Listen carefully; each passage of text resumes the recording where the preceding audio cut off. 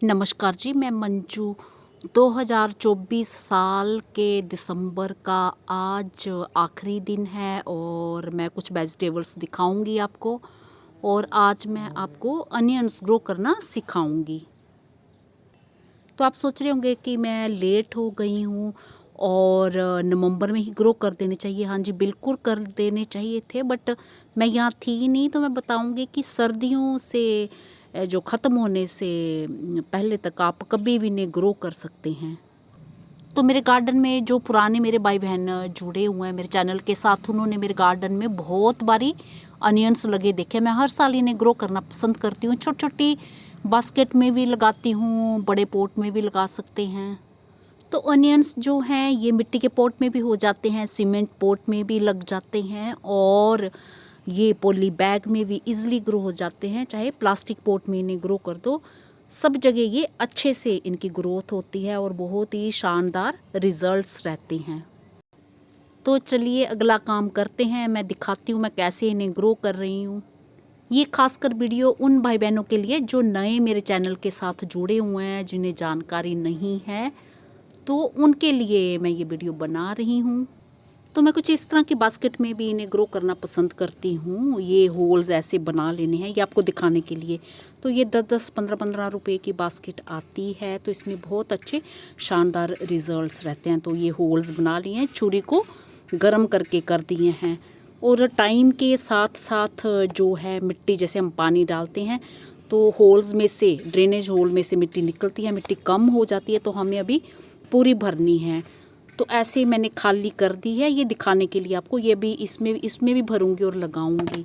ये तो मैंने भर दिया लगाने के पहले, पर उससे पहले खाली बास्केट करके क्या करना है, पहले इस तरह से मैंने 3 बास्केट खाली की हैं अभी, और ये मिट्टी को ऐसे भुरभुरी कर लिया, इकट्ठा कर लिया है सारी मिट्टी को। ऑर्गेनिक मिट्टी है।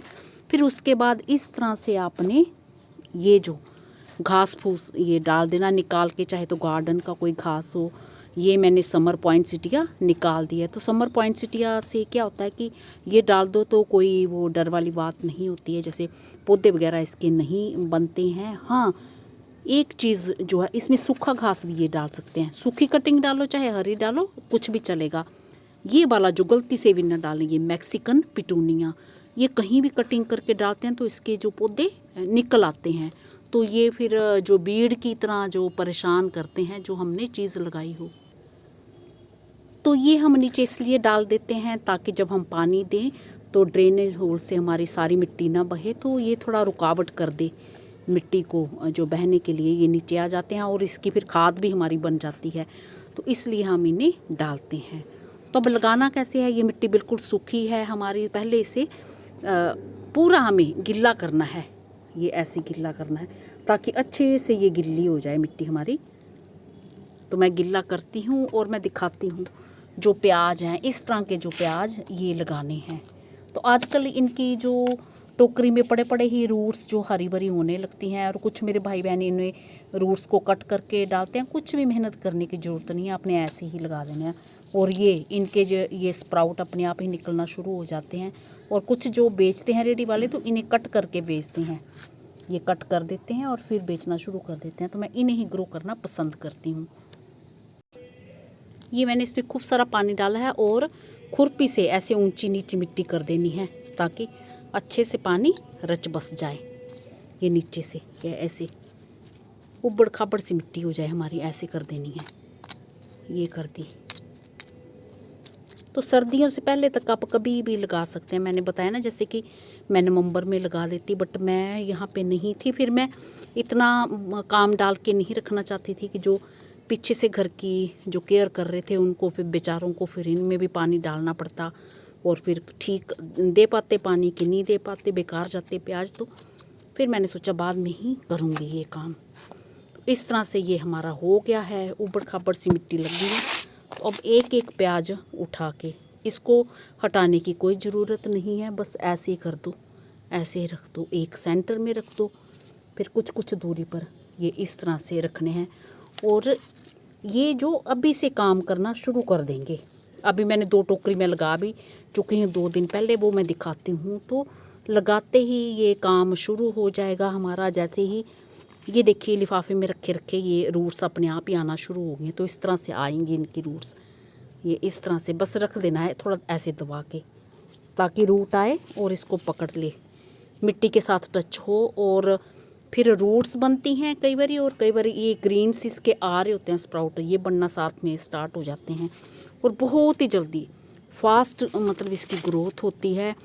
एक बारी तो आप बहुत अच्छे से हार्वेस्ट इससे करोगे और दूसरी बारी भी बहुत अच्छे से करोगे और थर्ड टाइम थोड़ी सी कम होगी, फोर्थ टाइम उससे थोड़ी कम होगी। तो आप 4 बार इन्हें हार्वेस्ट करते हैं और जो प्याज आपके ये सूख जाते हैं तो एक प्याज में ये 5-6 छोटे छोटे प्याज बनते हैं। जितना प्याज लगाया है उतना ही प्याज आपको मिल जाता है, जहाँ उससे थोड़ा ज़्यादा मिल जाता है।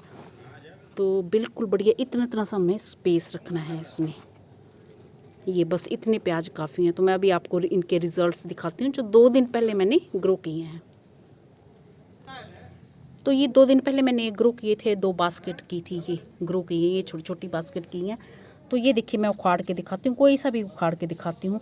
तो साथ के साथ जैसे मिट्टी के साथ टच होते हैं और मॉइस्चर मिलता है तो रूट्स आना स्टार्ट हो जाती हैं। ये देखिए ये आना शुरू हो गया। मैं धीरे से रखूँगी इसको ताकि डैमेज ना हो, ये रूट्स पकड़ लें। कोई सा भी ये निकाल लूँ, जाइए कोई सा भी निकाल देती हूँ। अच्छा दिखाती हूँ। तो इसमें ज़्यादातर सारे ही लग जाते हैं प्याज। चलो ये बीच वाला देखते हैं बनी कि नहीं बनी। ये देखिए बनना शुरू हो गई हैं और ज़्यादा पानी नहीं देना है हमें।